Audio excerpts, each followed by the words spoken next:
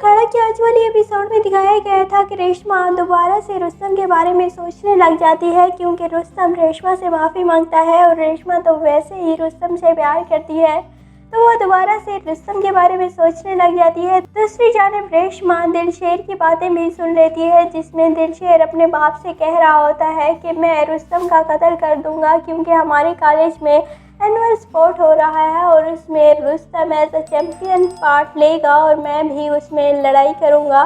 اور وہاں پر رستم کا باپ بھی ہوگا، تو رستم کے باپ کے سامنے اس کے بیٹے کا قتل کر دیا جائے گا۔ تو یہ بات ریشما کیسے ہضم کر پاتی، تو ریشما پھر رستم کو کال کرتی ہے اور رستم کو کہتی ہے کہ میں تم سے ملنا چاہتی ہوں، اور جب ریشما یہ ساری باتیں کر رہی ہوتی ہے تو ہاجرہ سن لیتی ہے اور پھر ہاجرہ کہتی ہے کہ تم نے جو میرے ساتھ کیا تھا اب میں تمہارے ساتھ کروں گی، اور تم نے مجھے کمرے تک محدود کیا تھا کیونکہ تم نے میری ماں اور میرے بھائی کو بلا لیا تھا تاکہ میں دلبر سے نہ مل سکوں، اور اب میں دیکھتی ہوں کہ تمہیں اس کمرے سے بھی باہر کون نکالتا ہے۔ ہاجرہ پھر دلشیر کو کہتی ہے کہ تمہاری بہن ریشما رستم سے ملنے گئی ہے، اور پھر دلشیر وہاں پر پہنچ جاتا ہے اور رستم کے سامنے ریشما کو لے کر چلا جاتا ہے، اور پھر گھر آ کر ریشما پر بہت زیادہ غصہ کرتا ہے، لیکن حاکم علی دلشیر کو پھر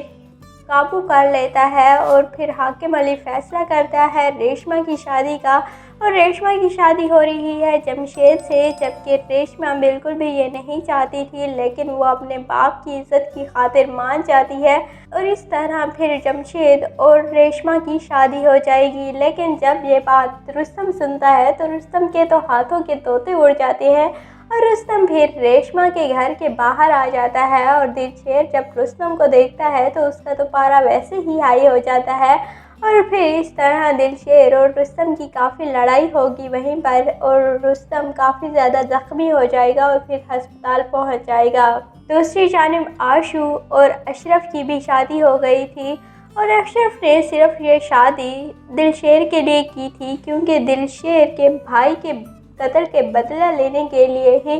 اشرف یہ سب کچھ کر رہا تھا، کیونکہ آشو کی ہیلپ کے بغیر وہ کچھ بھی نہیں کر پاتے۔